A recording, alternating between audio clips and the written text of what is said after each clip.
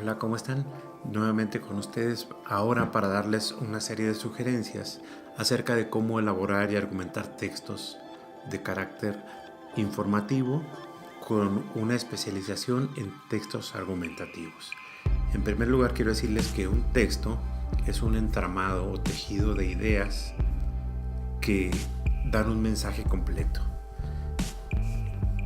El día de hoy vamos a hablar de cómo usar el lenguaje para argumentar.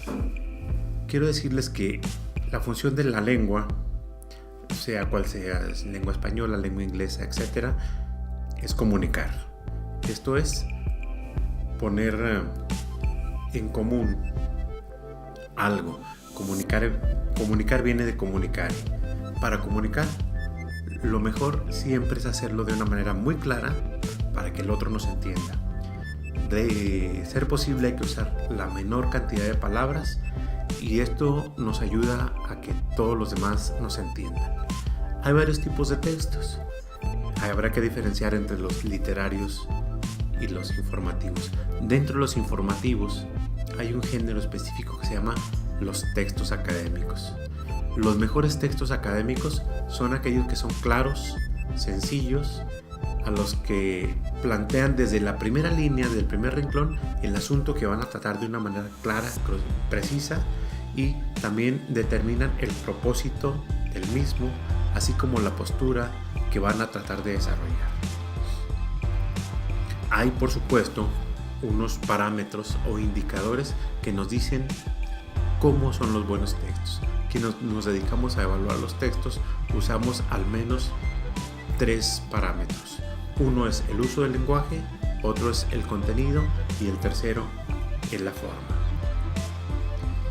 En el uso del lenguaje, lo que nos fijamos es que el lenguaje empleado en un texto académico sea formal, pero a la vez sencillo, que sea objetivo, es decir, que vaya al punto al que quiere ir, pero sobre todo que sea apelativo. La función apelativa del lenguaje es aquella que tiene la finalidad de convencernos de algo. Esto lo vemos más claro en los comerciales que intentan vendernos algo, en los discursos políticos y sobre todo en los textos académicos. Para convencer, los textos académicos usan argumentos. El argumento es una herramienta que nos ayuda a comprobar lo que afirmamos y existen 2 tipos de argumentos: el argumento erudito y el argumento empírico. El argumento erudito son todas esas citas o referencias que intercalamos en nuestros textos, en nuestro discurso, ya sea para reforzar aquello que hemos dicho o que hemos afirmado, o bien para demostrar que hay otros autores que también han hecho investigaciones. Por otra parte, los argumentos empíricos son ejemplos que el autor del texto puede comprobar, y en este caso se trata de datos, casos, evidencias y registros que refuerzan lo dicho en el texto. La segunda parte, que es la parte del contenido de un texto, está condicionada por el tema que se desarrolla.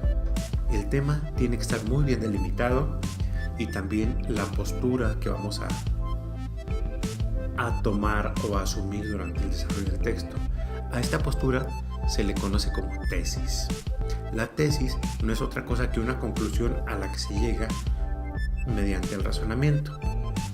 Esto significa que cuando nosotros nos ponemos a redactar un texto, ya hemos leído bastante, ya hemos reflexionado bastante y ya tenemos muchas ideas, las suficientes como para llegar a conclusiones que se van a presentar por escrito.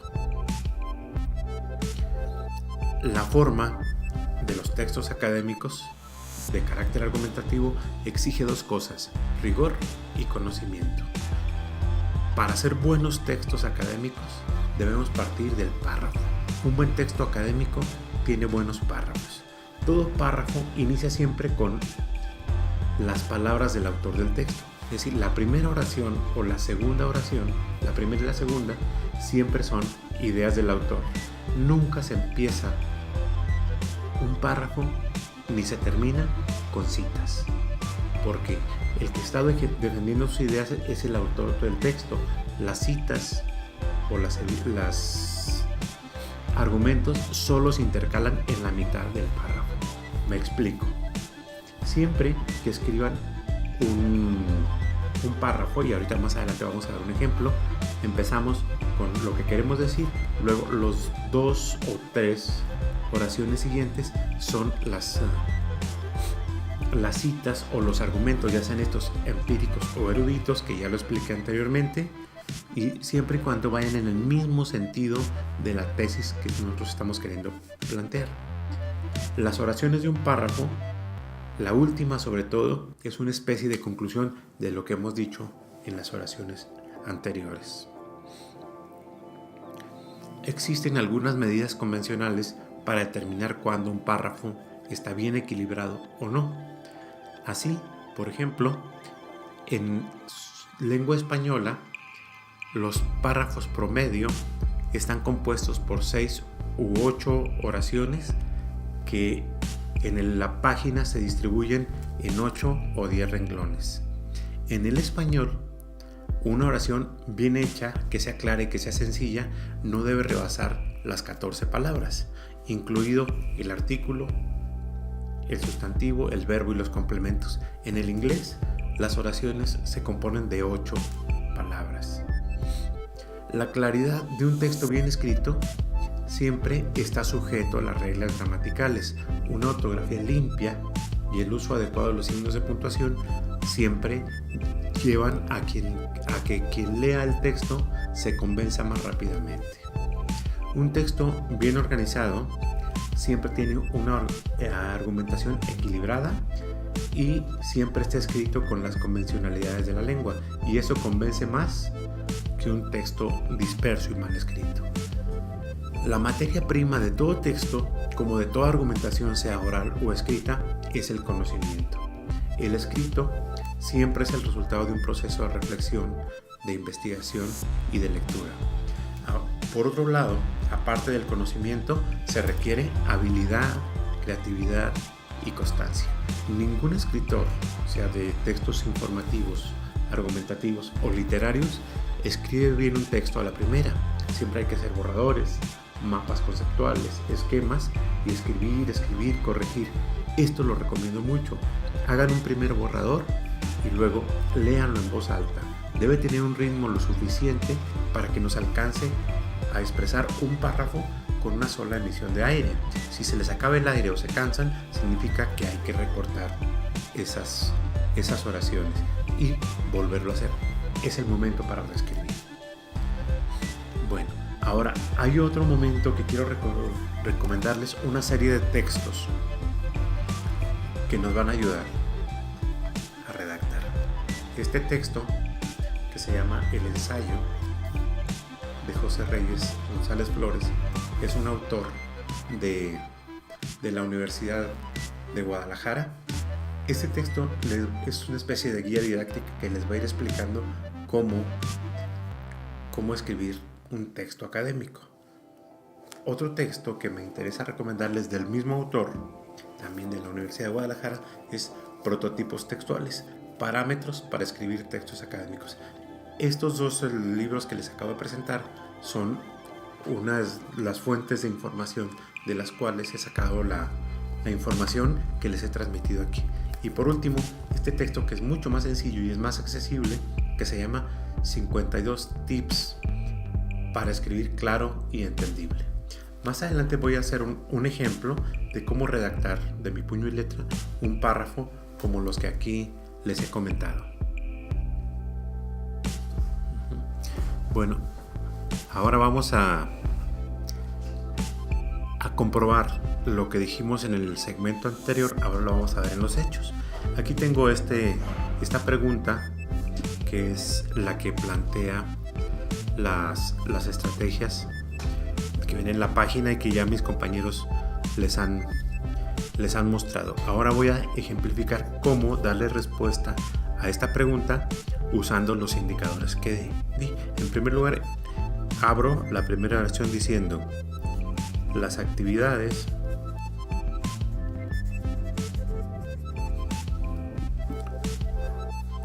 de la secuencia y aquí pongo 2 puntos y pongo el nombre de mi secuencia. Como verán, esta primera oración tiene solamente 5 palabras y pongo el nombre de mi secuencia.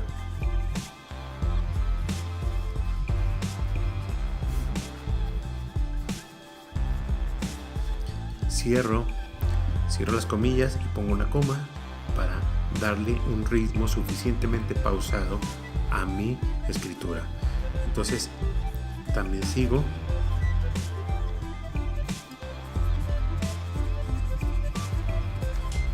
y es el logro del aprendizaje esperado y cito el aprendizaje esperado. Por lo tanto, pongo 2 puntos, abro comillas y esta va a ser una de mis citas. Como verán, esta primera parte es un discurso del autor del texto, en este caso mío, pero lo siguiente que voy a escribir aquí está copiado del programa de estudios, entonces por eso lo estoy poniendo en comillas.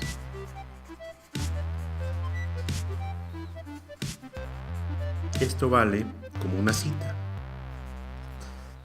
Entonces dice, conoce las características generales y a algunos poetas. Como les digo, este aprendizaje esperado viene tal cual en el programa de estudios de español secundaria. Entonces lo estoy copiando así. Por lo tanto, no es una idea mía, sino es una idea que proviene de una fuente ya reconocida y ya publicada.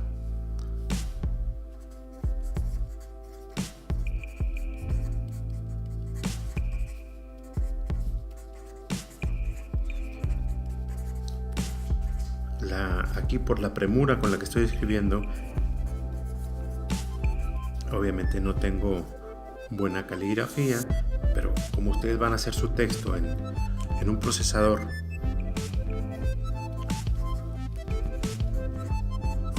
aquí termina el aprendizaje esperado tal cual está en el programa. Entonces, a partir de aquí, donde dice conoce las características generales y a algunos poetas más representativos de la poesía de vanguardia, esto no es mío, esto es como si fuera un argumento erudito. La primera parte, la actividad de la secuencia y el nombre de la secuencia, eso sí es mío. Por lo tanto, eso es la parte donde el párrafo se inaugura. Ahora, pongo otra vez un punto y coma para darle más respiración al texto y digo que las actividades parten de que los alumnos, aquí puedo usar la palabra alumnos o bien un sinónimo que es la palabra estudiantes, ya que parte de los alumnos y sus conocimientos previos. Con ello estoy dando a saber 2 cosas. Primero, que conozco el enfoque de la asignatura, el enfoque del plan, y que también hice una secuencia organizada conforme nos lo dice el plan de estudios. Pongo un punto y coma. En los puntos y coma separan también oraciones. Sigo diciendo, los estudiantes conversaron y debatieron en equipo.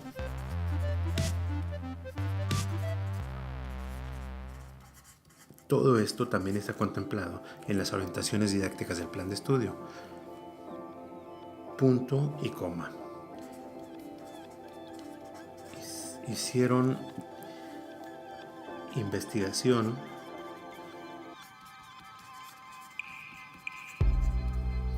y escribieron productos. En este caso, lo que sugiere el programa de estudios es una antología. Bien, aquí tengo ya mi párrafo que da respuesta a esta pregunta.